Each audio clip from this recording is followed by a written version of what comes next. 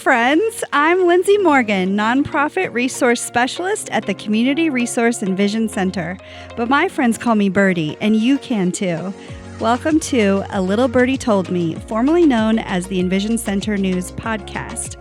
Around here, we share the good stuff happening in North Idaho nonprofits and philanthropy, the stories behind the work, the people making it happen, and the little things I'm hearing that are making a big difference in our community. So stay tuned for a bird's eye view of the true heart of our community. Hey guys, welcome to the podcast today. Thank you. We have our friends from Trout Unlimited. We have Cathy and Chip.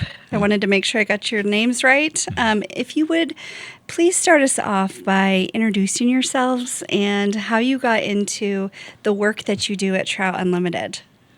Okay, I'll start. Okay. Cathy Gidly. I'm the North Idaho Program Manager for Trout Unlimited, and I've been with TU for about 3 years now, and kind of came here by a very circuitous route.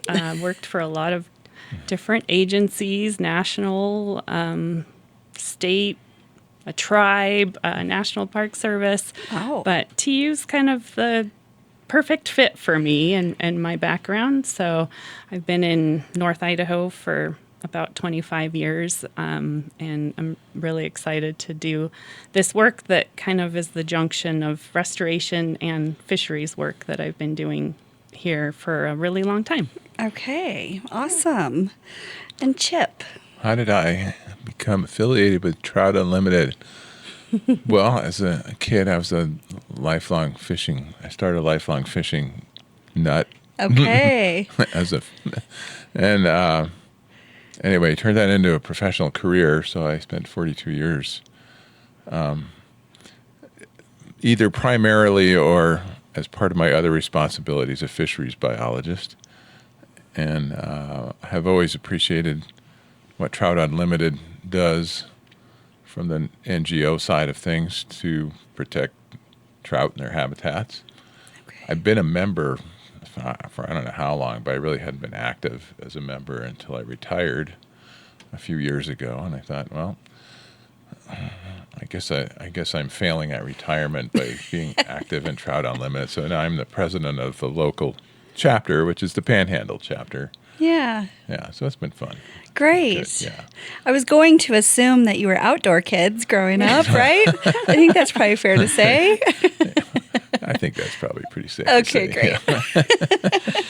Yeah. So for those that aren't familiar, what is Trout Unlimited and what is their mission? So Trout Unlimited actually began in 1959 as a group of anglers in Michigan that came together, and really over the years the mission has now morphed into just bringing together diverse interests to try and protect and take care of streams and rivers to perpetuate trout and salmon species for future generations to enjoy. Okay. And it is a national organization, right? Yes. And then we have different chapters throughout the states. So there are actually over 300 nationwide employees. I'm one of those national staff. I think there's over 40 chapters in the U.S. and a membership of over 300,000. Okay. Wow. Yeah, I think we have 10 or 11 chapters in Idaho or something like that. That was my next question. It's quite a few. It's more than I would have expected, but they're scattered regionally. Our chapter covers the 5 northern counties, basically. Okay. I think, the primary mission is conservation, but there are multiple avenues to achieving the goals of that mission, and that includes, the work on the ground that Cathy and her crews do, fixing habitat, or that volunteer groups like the folks from the chapters do.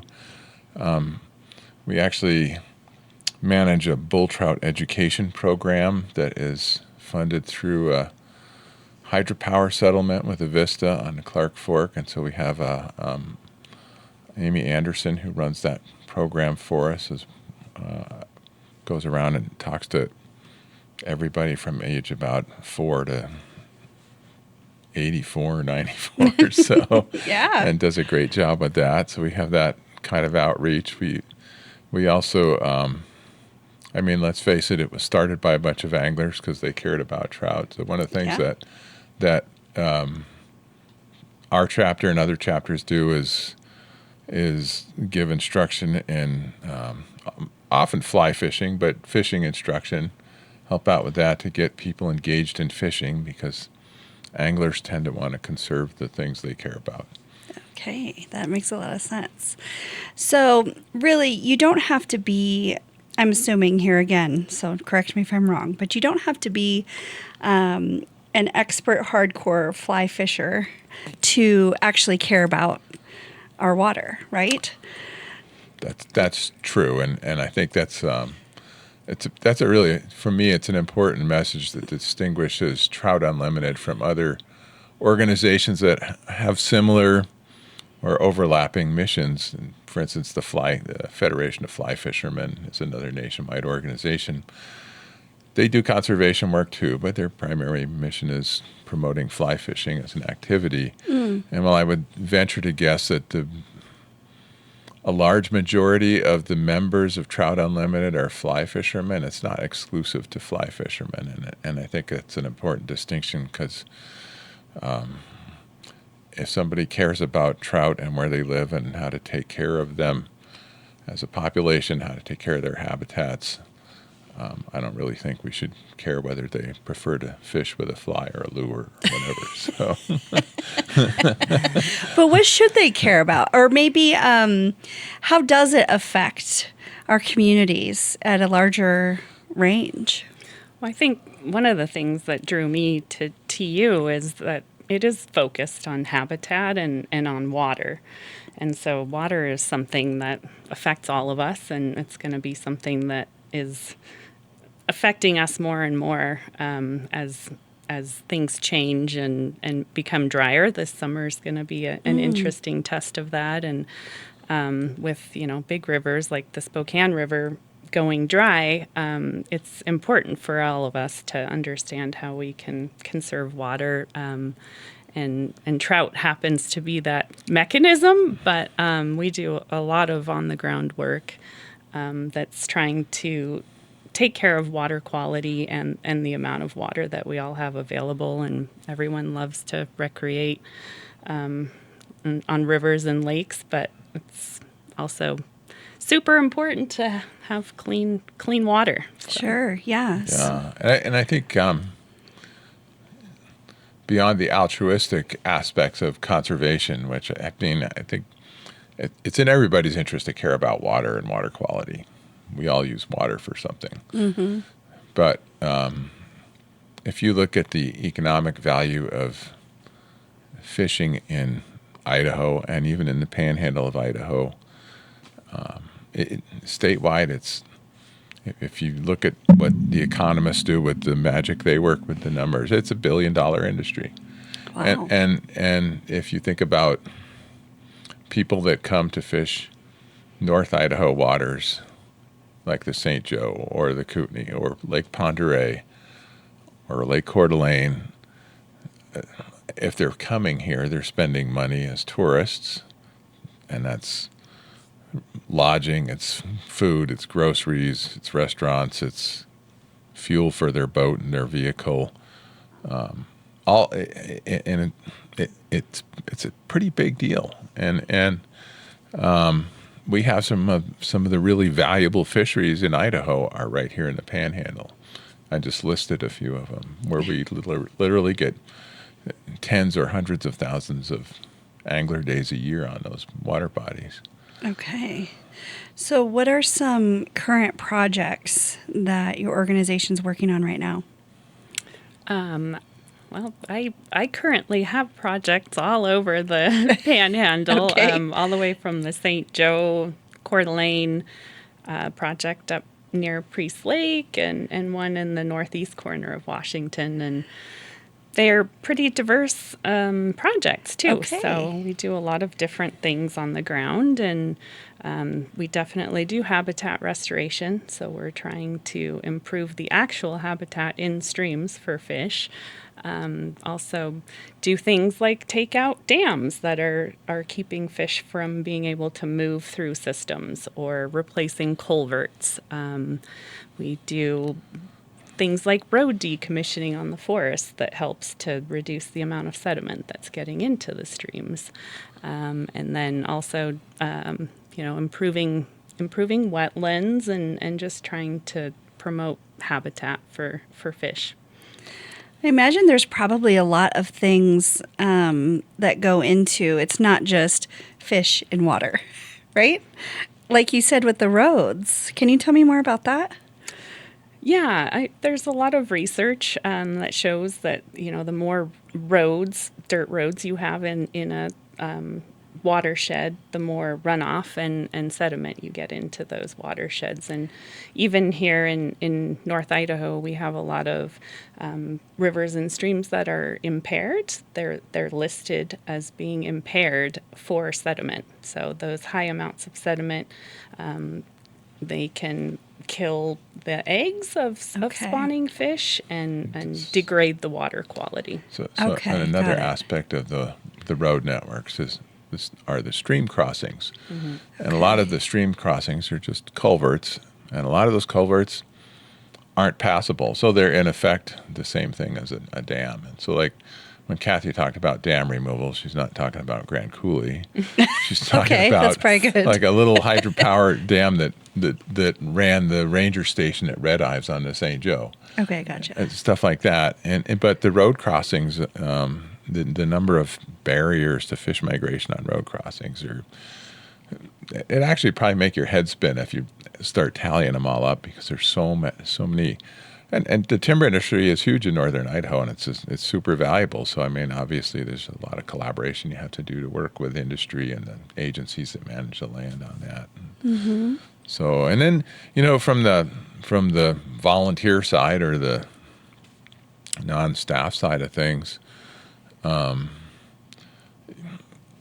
Cathy gets to do boots on the ground, and she finds the money to do stuff and get yellow machines moving things around and like tree trunks and placing rocks and things in the creeks to make it better. It is kind of fun. She gets to play with toys, it sounds like. There's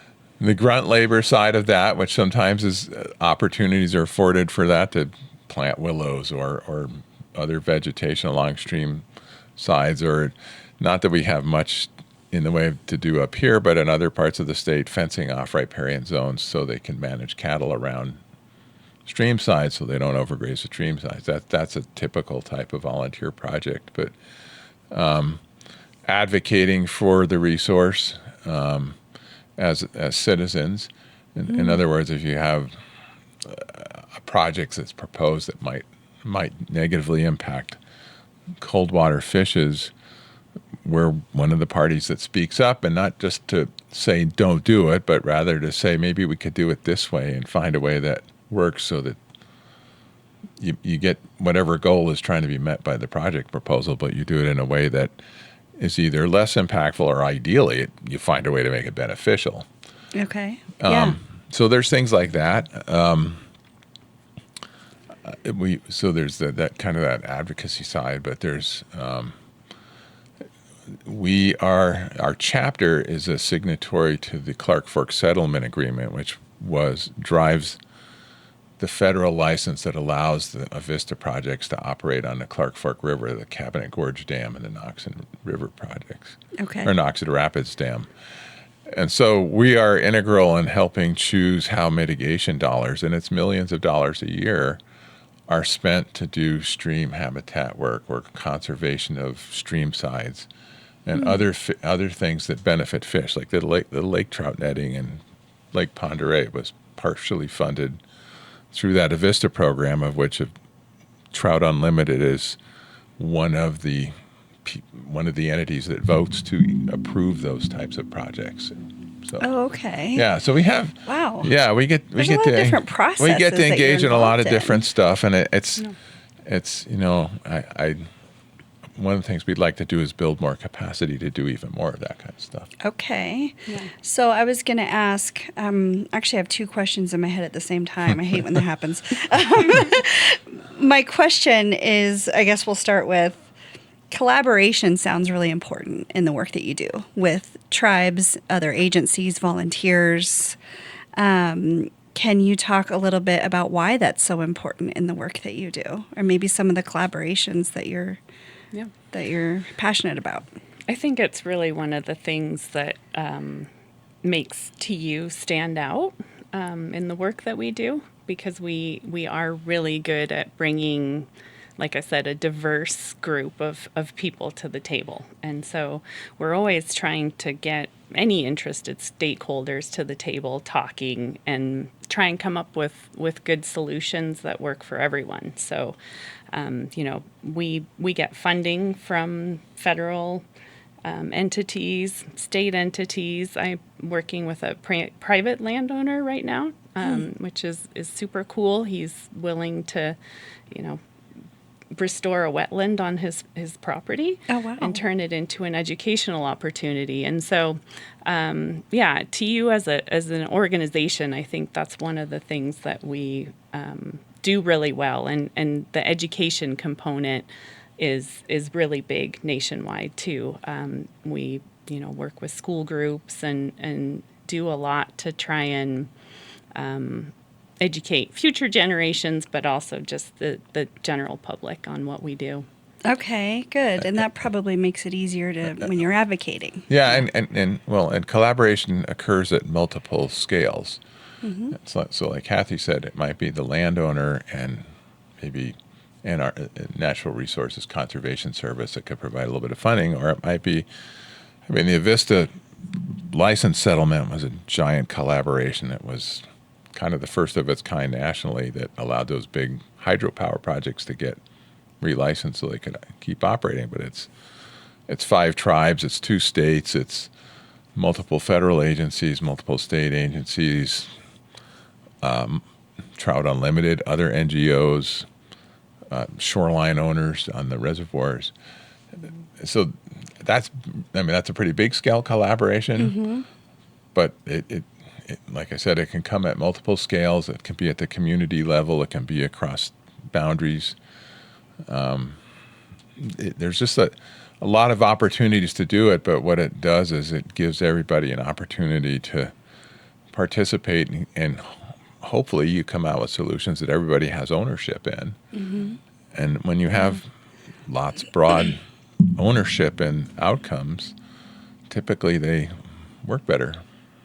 Makes sense to me. Yeah. In the nonprofit sector, right?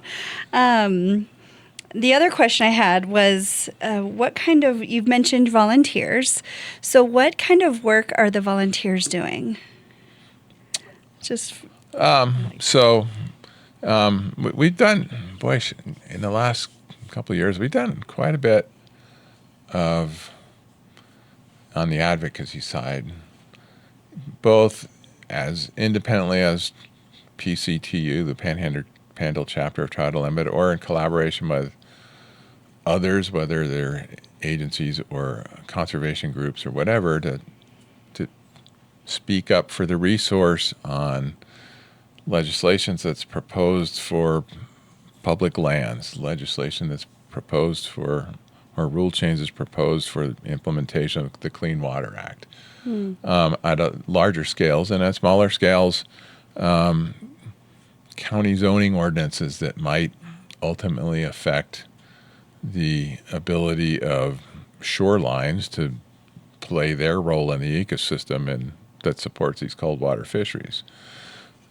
And it might be advocating on a road project for a solution that includes fish passage where it doesn't exist now, type of thing. Okay. So, and that's just on the advocacy side. And I think one of the things we are looking for are more opportunities to put boots on the ground and get our nails dirty and whatnot. Because that's fun. Everybody likes doing it, and you feel good about it, and sure. it helps get good things done.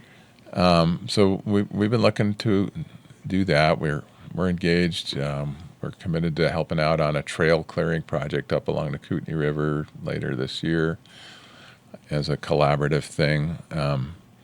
So showing up to help out, instruct kids on fishing, or for instance, the water awareness type festivals that the volunteers come to those and talk to kids about bugs and fish and water quality and stuff like that. So That's really cool. yeah.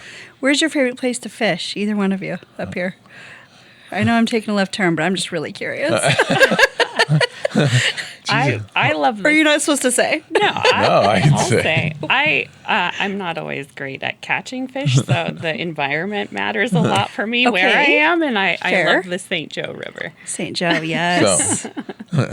So I do love catching lots of fish, but environment matters very much to me, and I have kind of two favorites. And one is the St. Joe, which we kind of consider the family river in my family. 'cause Okay. That's where I taught my kid to fly fish or fish, period. And then more recent years, I've kind of fallen in love with the Kootenai River as a nice day-long float where you don't have a lot of distractions and the scenery's great and the fishing's good. That sounds lovely. Yeah, it is lovely. Yes. And We I are was on pretty the- lucky in our area to just have so much of that, right? Yeah, and I took an aside yesterday and floated on the Moy River with a couple of friends and fished, and it was beautiful out there. How about that? Yeah. Yeah. Very good. What is it that makes North Idaho, the Panhandle area, unique as far as fisheries or conservation? What sets us apart in a way? One thing that's unique within our state is that, we don't have salmon in North Idaho. And so the fish that we're primarily trying to improve habitat for are trout, not Okay. salmon. And that can be challenging sometimes because there's a lot of dollars that come along with salmon work. But, primarily we're trying to improve conditions for cutthroat trout, and then we have bull trout, which are a listed species up Okay. here, and kind of unique to the rest of the state. Okay, yeah, that makes Yeah. sense. So I think what makes this part of the state unique in my mind is the amount of surface water. So the Panhandle region, the 5 northern counties roughly, is about 1/7 to 1/8 of the state's land mass, but it has about 1/3 of the state's surface waters. Wait, we say have- that again. So It seemed really so big. about 1/7 to 1/8 of the state's land mass Yes. is in the 5 northern counties, Okay. but over 1/3 of the surface water in the state, lakes, rivers, and streams, reservoirs, whatever, is in the Panhandle. Okay, So we have a lot of got water it. up here. Is Yeah. the short version of that. Yeah. And it means some pretty incredible fisheries. It also creates some pretty high-level fishery management challenges, which TU likes to help out with and again, our mission is trout and an emphasis on native trout usually, but certainly supportive of programs that benefit fisheries both directly and indirectly. But so we have trout here with unique life histories that you don't find in other places. So it's a pretty special place from a fishery standpoint. We have both world-class lake and river fisheries here. Yeah. Yeah. I mean, I'm asking questions from a beginner standpoint because I kind of am in a lot of these ways. It was really just a recreation that we enjoyed as a family when I was young. But it's not. We're not just talking about recreation, and that's why I'm curious. Yeah, but I think one of the things that's really important is that if you recreate and you enjoy what you're doing in that environment, like Cathy described, you're more likely to care about it and care for it. And with that comes, in this particular arena that we're talking about, with that care for clean water, that goes way beyond just fish. That goes yeah. to everybody here, right? Yeah. So it's, I think the fact that we have these resources and people enjoy them and we work to make them so that they can be enjoyed even more, hopefully that creates advocates for maintaining what maintains that. And that's a healthy environment with clean water in it. What is some of the biggest, I guess, challenges that you're seeing right now in our area? Well, we had a really challenging snowpack this year. Yeah, so that's a great point.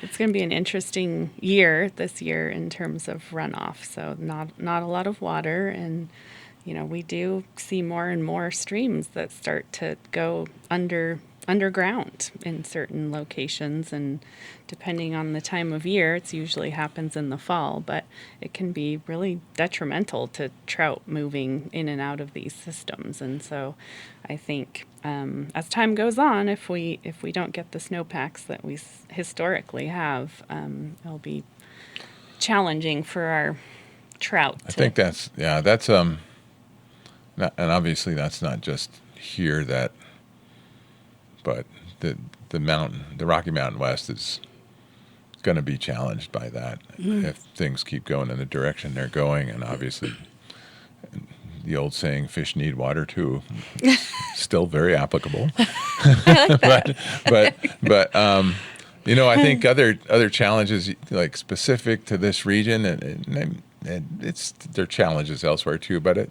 we're undergoing rapid human population growth, and with that comes the need for more infrastructure, the need to create housing, and then businesses that attend to that, and so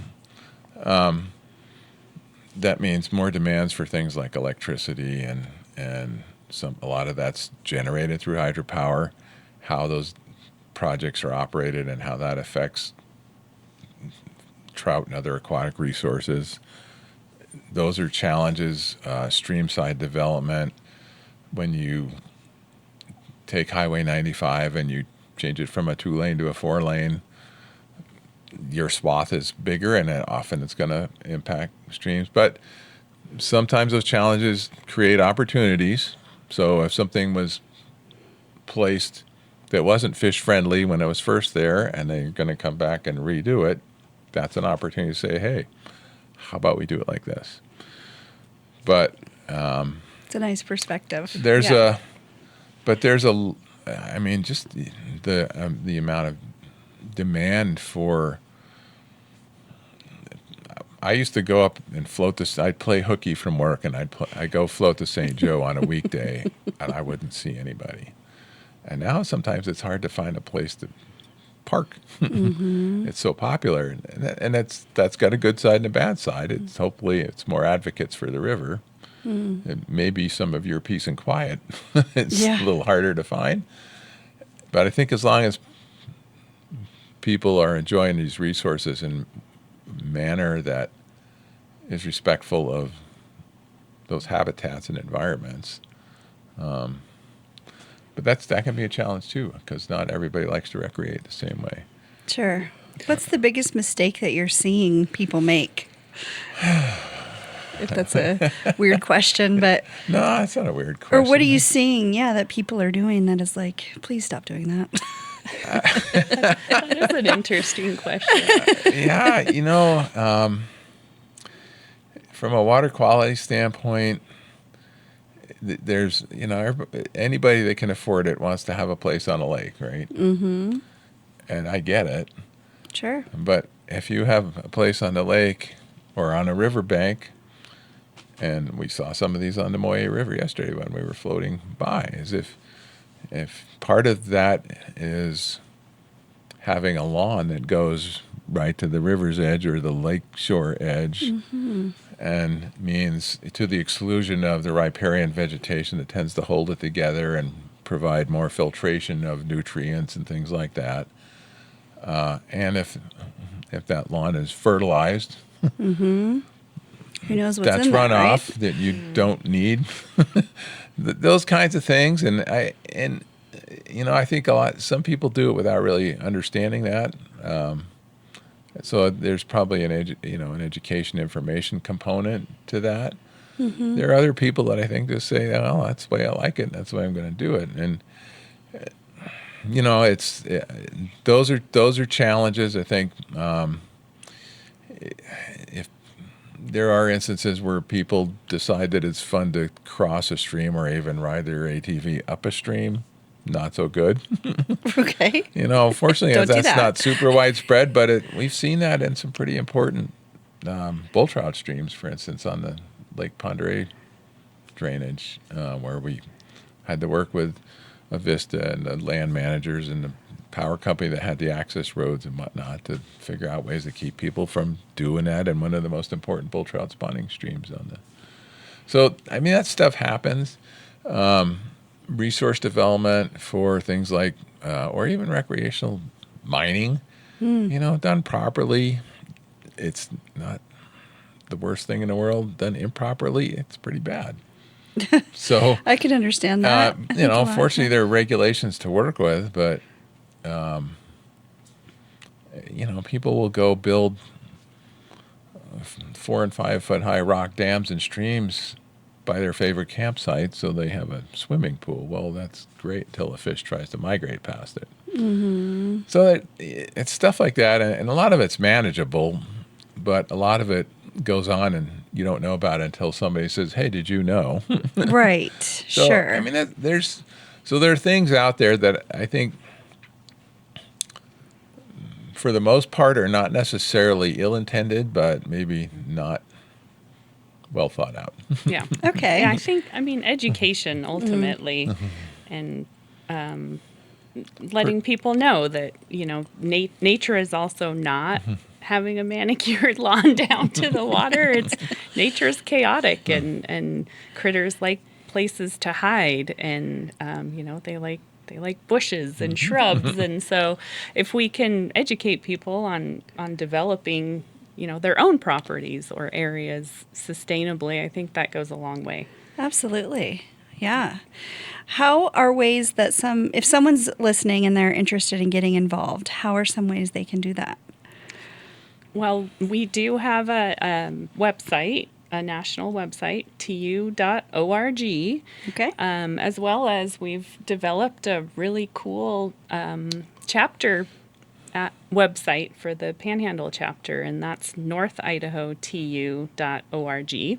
Okay. And that has tons of information about the chapter, and also some links to the work that I do. So some of the projects that I'm working on as well, and opportunities to get involved. Yeah, we're continually trying to figure out how to make that as valuable to folks as possible. So it's always going to be a work in progress. We're pretty excited because we have an individual working with us that helps us non-techies like me to get messages out in that format. But I think it's it's certainly not just TU that's trying to do that. So how do we collaborate with other partners, whether they're agencies or other conservation entities or homeowners associations or whomever, that want to help people do things that in a way that gives them what they want and need, at least to an extent, while maintaining the integrity of these aquatic environments that we're trying to protect for multiple reasons. Sure, yeah. And also, we talked about this a little bit before our interview, but you have some really entertaining footage on YouTube, right? And I laughed because one of your awesome volunteers in this area, he showed me a YouTube video, the stream that I call home, I believe is what it's called. And it's like a music video, and it's actual footage of our rivers and trout. And it's very cute and entertaining and educational. Yeah, and that particular program was at least partially, and I think maybe wholly funded through the Avista education program. Oh, was it? Okay. That's tied, bull trout education program that's tied to the license. Okay. And the individual that worked on that in a professional capacity initially, because he was one of the people. He was an agency person that helped to implement that program. Okay. but super creative mind, and he's now board member of Trout Unlimited. Oh, that's great. And really excited about that aspect of outreach to people and making it fun for kids to look at it and say, that's kind of cool. And meanwhile, processing that, yeah, fish need these things. We should take care of them. And so, and, in other programs out there, there's a program called Trout in the Classroom that actually started up here in Idaho. Anyway, I mean, it's a nationwide thing, but for the Idaho program, it started up here at Sagal, and it's a cold water tank, and one of the Fish and Game hatcheries provides little eggs, some to incubate or small fish to put in the tanks, and they grow them up, and then they learn about trout and their life histories and those things in the process. They get to release them in a pond so people can catch them and stuff. But it's a way to get kids to engage and learn in a way that's more hands-on and fun. And it's hard to measure, what 20 years from now, what those kids are going to be doing and how they're going to be thinking about these things. But ideally, you're planting some seeds that will not have them in an ATV up the street. Yeah, right? Hopefully. Or at least feeling guilty if they do. Yeah, right. Oh, I love it.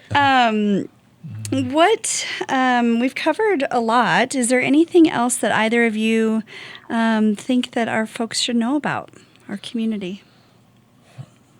So from my perspective, one of the things we'd really like to do is increase participation and grow the membership too.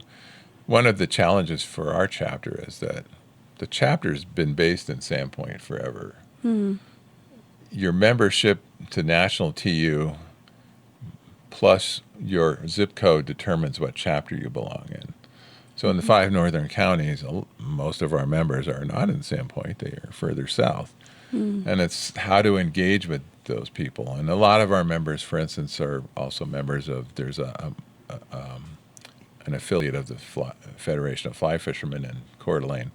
They do great stuff, and so we've been collaborating with them on some things like an access project for fishing access on the Coeur d'Alene River.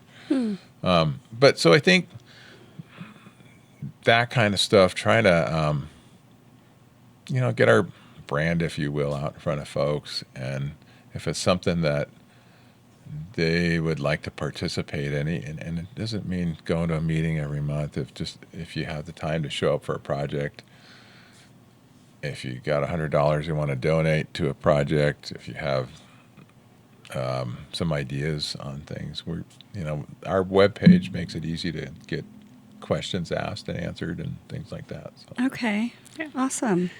I think from my perspective, we've only had national staff here in North Idaho for about 5 years now. So we've only been doing projects for 5 years. And so I'm trying to kind of increase capacity and hopefully hire someone else to help and do more good projects on the ground down the road.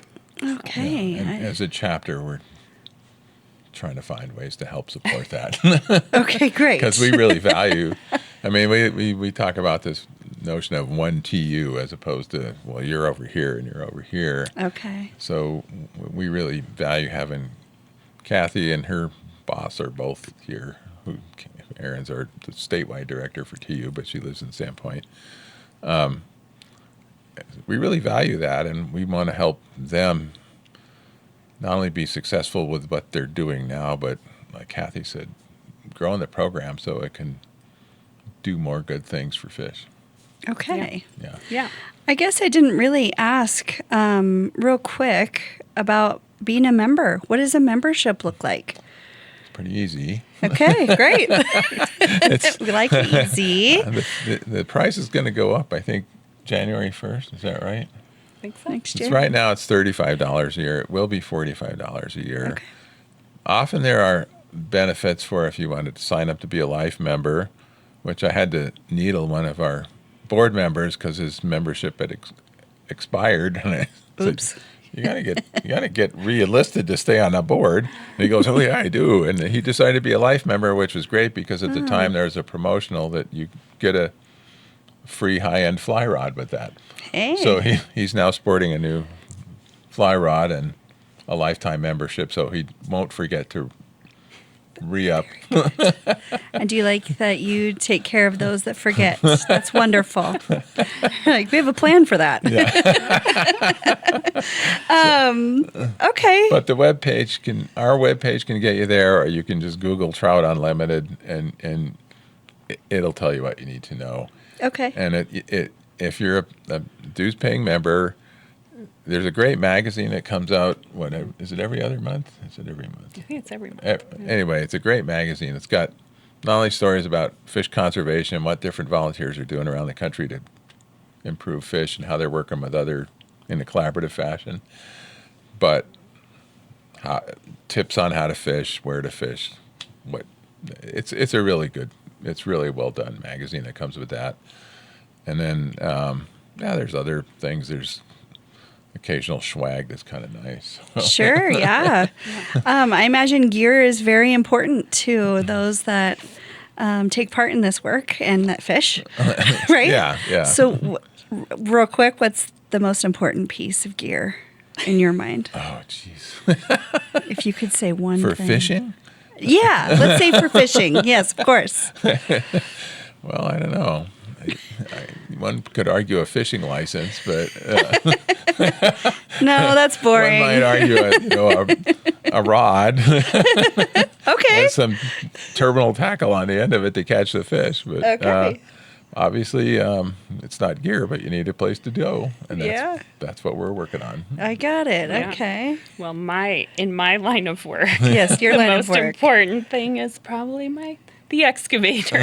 Okay, the big toys. Yeah. I like it. Move Yeah. a lot of material. Like I said, fish love lots of habitat, so lots of structure. We love to put in lots of logs and plant lots of shrubs and Yeah, trees. I think if you watch that video you referenced earlier, Mm-hmm. it talks about clean, cold, complex, and connected. Yes. Kathy's doing all of that. Okay, all the C's. with my excavator. With the not mine. excavator. Yeah, which is refreshing because in the old days, excavators normally were not helping. They were, they were moving streams around, straightening streams, doing things to make it for infrastructure or whatever. And it's in the last generation of people or so, they've become super valuable tools for making habitat better or restoring habitat. Oh, that's really interesting. I'm So glad we figured that is an out. important piece of gear. Jeez, Yes. yeah. I will throw out too, I don't think we mentioned it, that the chapter also has a newsletter that you can subscribe to. Oh, good. And, Shame on me for Yeah. mentioning that. To keep updated on what's going just came on. out with a new one. You talked about reminding people. and there you Hey, it's a team here. go. That's right. Well, I appreciate your time coming in and really just the work that you're doing to take care of our fish and our waterways. Just keep up the good work. You guys are doing some pretty great things. So thanks for doing it, and thanks for being here today. Thank you. Thank you. Yeah. Yeah. Well, friends, thanks for listening. I'll be back soon with more of the good news, but in the meantime, you can keep up with us on Facebook, Instagram, and at CRECidaho.com. Until next time.